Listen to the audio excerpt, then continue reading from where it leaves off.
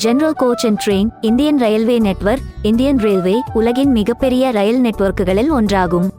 இதை தினமும் லட்சக்கணக்கான மக்கள் பயணிக்கின்றனர்.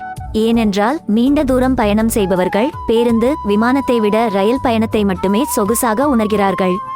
இவ்வளவு அதிக எண்ணிக்கையிலான பயணிகளை ஏற்றி செல்லும் போது பயணிகளின் பாதுகாப்பு மற்றும் இதர வசதிகளை ரயில்வே நிர்வாகம் கண்காணிக்க வேண்டும். ரயிலில் general coach, general coaches, sleeper, 3 road AC, 2 NDAC, 1 STUNEAC போன்ற பெட்டிகள் உள்ளது. பெரும்பாலும் பணக்காரர்கள் ஏசி பெட்டிகளிலும், நடுத்தர மக்கள் ஜெனரல் ஸ்லீப்பர் கோச்சிலும், ஏழைகள் ஜெனரல் பெட்டியிலும் பயணிப்பார்கள். நமது நிதிநிலைமையை பொறுத்து நம்முடைய கோச் தேர்வு இருக்கும். நம்மில் பலர் ரயில் பயணத்தின் போது கவனித்திருப்போம், ஜெனரல் கோச்சுகள் ரயிலின் முன் மற்றும் பின் பக்கத்தில் இருக்கும். சில சமயங்களில் குறுகிய பயணத்தில் நாம் ரயிலின் கடையில் ஓடிப்போய் ஏறிய அனுபவம் இருந்திருக்கும். எப்போதாவது நீங்கள் யோசித்தது உண்டா, ஏன் ஜெனரல் கோச் ரயிலின் கடைசி அல்லது முன் பக்கத்தில் உள்ளது, ஏன் ரயிலின் மையத்தில் இல்லை என? ஒரு குறிப்பிட்ட காரணத்திற்காக தான் ரயில்வே இந்த பெட்டிகளை ரயிலின் பின்புறத்தில் வைத்துள்ளது என்றால் உங்களால் நம்ப முடிகிறதா? இதன் உண்மை என்ன என்பதை தெரிந்து கொள்ளுங்கள். ஒவ்வொரு ரயிலின் அமைப்பும் கிட்டத்தட்ட ஒரே மாதிரியாக தான் இருக்கும். அதாவது என்ஜினை தொடர்ந்து AC 3, AC 2, ஸ்லீப்பர் கோச்சுகள் மற்றும் ரயிலின் பின்பக்கத்தை நோக்கி, அதாவது இறுதியாக பொது பெட்டி ஜெனரல் என பொருத்தப்பட்டிருக்கும். ஜெனரல் பெட்டிகள் எப்போதும் ரயிலுக்கு முன்னால் அல்லது பின்னால் இணைக்கப்பட்டிருப்பது பயணிகளின் உயிருடன் விளையாடுவது போன்றது என ரயில்வே மீது மக்கள் குற்றம் சாட்டினர். அதாவது விபத்து ஏற்பட்டால் ஏழை பயணிகளுக்கு தீங்கு விளைவிக்கும் வகையில் இதுபோன்ற வடிவமைப்பு இருப்பதாக ட்விட்டரில் சிலர் குற்றம் சாட்டியுள்ளனர்.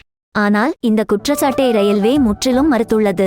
அத்துடன் ரயில் இயக்க விதிகளின்படி ஒவ்வொரு பெட்டியின் இருப்பிடமும் ரயில்வே விதிகளின்படி தீர்மானிக்கப்படுகிறது என்றும், காசு இருப்பவர்கள் அல்லது பணக்காரர்கள் என பாகுபாடு பார்த்து கம்பார்ட்மெண்ட் அமைக்கவில்லை என விளக்கம் கொடுத்துள்ளது.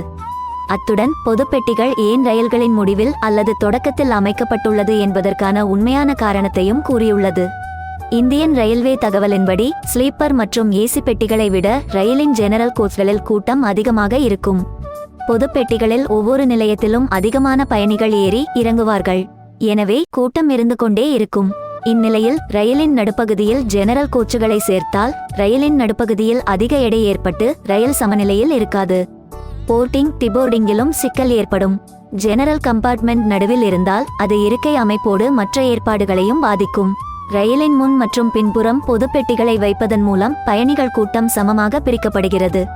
திரும்பும் பயணத்தில் இருபுறமும் என்ஜினை சேர்ப்பது ரயிலின் சமநிலையை பராமரிப்பதில் பயனுள்ளதாக இருக்கும்.